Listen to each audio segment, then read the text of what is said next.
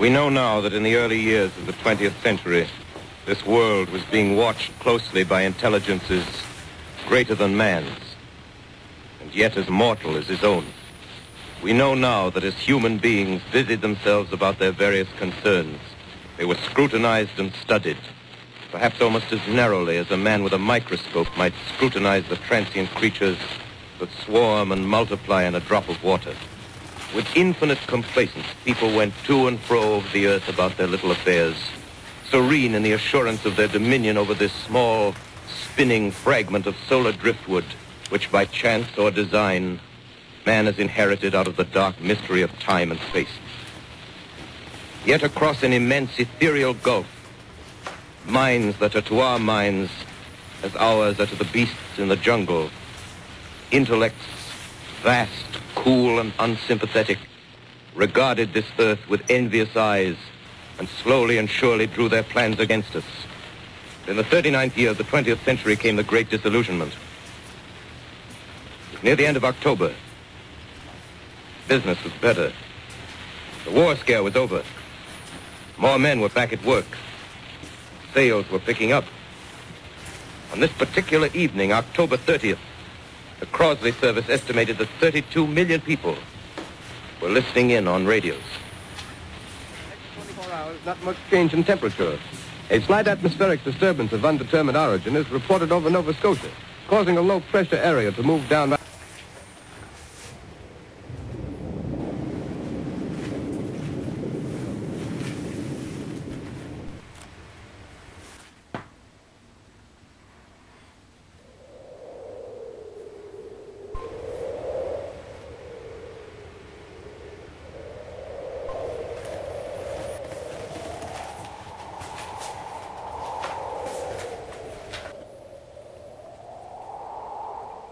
You